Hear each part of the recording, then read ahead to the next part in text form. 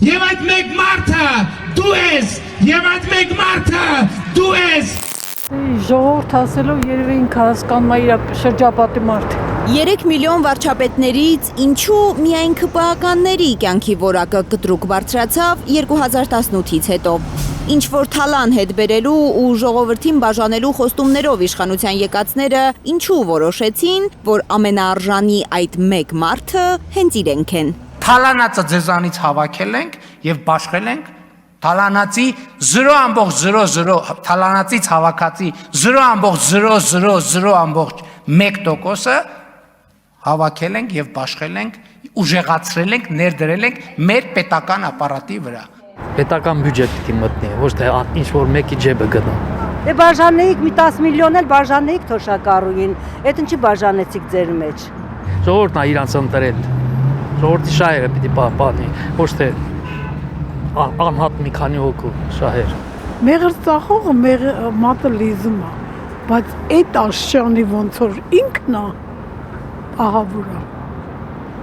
ահավուրա, ամեն ինչից ինքը ուզում է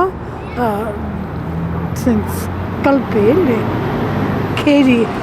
Մի քիչ լավ չի հնչում թոշակառուի մոտ դա այդ թվերը, եթե այդքան բարձրացնել գիտեք, մի փոքր էլ թոմերը բարձրանա։ Մի փոքր չէ, Նիկոլ Փաշինյանը, որ թվերի մեջ չկա, Ճիշտն ասած, այդ թվերի մեջ չկա, հստակ գիտի 1 միլիոնով է բարձրացրել թոշակները։ եւ մենք թոշակառու տատիկներին ոչ թե 10,000, 100,000, 200,000, 500,000, 1 միլիոն դրամով ենք բարձրացրել Տիկին Ավանեսյան։ Առողջության ապահովագրության մասով։ Սուտ ախոս։ Հիմա պիտի գնամ բժշկի, չգիտեմ, փող պիտի վճարեմ, թե չէ։ Տես ասում են հունվարի 1-ի ծրագիրը կա, բայց հիմա չկա այդ ծրագիրը, հələ որ ոչ մի պոլիկլինիկաներում չկա, հիվանդանոցներում չկա, տեղյակ ենք էլի ամեն ինչից։ Հələ որ չեմ հիվանդացել, չգիտեմ իր ճիշտ ու սուտը։ Մնացածն հələ միլիոն չեմ ստացել հաստատ։ Սովորական 50 տարի աշխատել ենք 60,000 թոշակա։ Հետո ոչ բան չկա։ Իսկ հերիքը մազը ձեր փոշակը։ Ծիծաղելի չի, որ ասեմ հայ երևի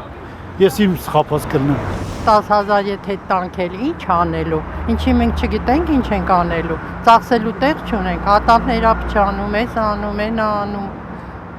Ինձ թվում է այդ ապահովագրությունը իր ճիշտ տեղը չի լինի, իրան չի արդարացնի։ Եթե այդպես պարգևավճար կա, թող տարին մեկ անգամ էլ 13 աշխատավարձ կա, չէ՞ հիմա։ Թոշակառուին այդ 13 աշխատավարձ հաշվեն տան։ Գոնե մի տարվա մի թոշակը տան, եթե դուք ունեք պարգևավճար, թոշակառուին էլ այդ ձևի տվեք։ Հարց կա Երևանի փողոցներում։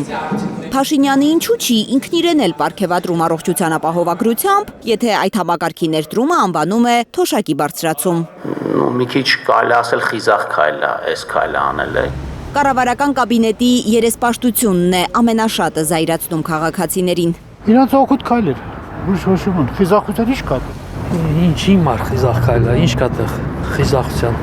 Դե իհարկե, աննախադեպ խիզախություն է պետք գրեթե 22% աղքատ երկրում ճոխ պարգևավճարներ տալ առնելու եւ այդ մասին հպարտ հայտարարելու համար։ Տեղյակ չեմ ինչ աշխատանք են կատարում, բայց երևի իրանք արժանի որ գտել են, ուրեմն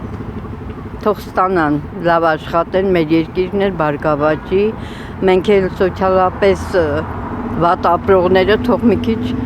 բարելավեն իրենց կյանքը, թող մտածեն այդ մասին էլ, որ մենք էլ ենք ուզում ստանանք։ Այս կինը տեղյակ չէ, հատկապես ինչով է արժանի գործող նախարարներից ամեն մեկը 7-ից 8 միլիոն դրամ պարգևավճարի։ Եթե արժանի են, թող ստանան, ինքը դեմ չէ, բայց մեր տեսախցիկի առաջ կանգնածներից նա միակն է, որ այդ կարծիքն ունի։ Բայց ինչ է արել այդ Պաշտոնյան, ինչ մի հարց է լուծել։ Հիմա մեր ժողովրդի որ նայեցին այս վիճակում է, որ չարժի հիմա այս վիճակում պարգևատրումներ տանեն, իրանց աշխատավարձը հերիք անում է լվում։ Եթե արժանիքներ ունի մարդը, ինչ որ իր երկրի համար բան արի, այդ մարդուն պիտի պարգևատրես։ Բայց ոչ թե որ նստեն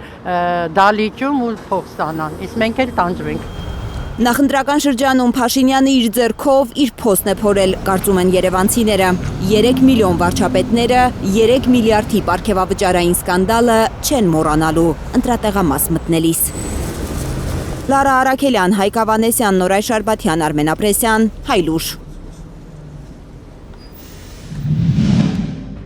Հայաստանում ու աշխարհում տեղի ունեցող իրադարձությունների մասին առաջինն իմանալու համար բաժանորդագրվեք մեր ալիքին, սեղմեք զանգակը, որ բաց չթողնեք ամենահրատապը, կարևորն ու հետաքրքիրը։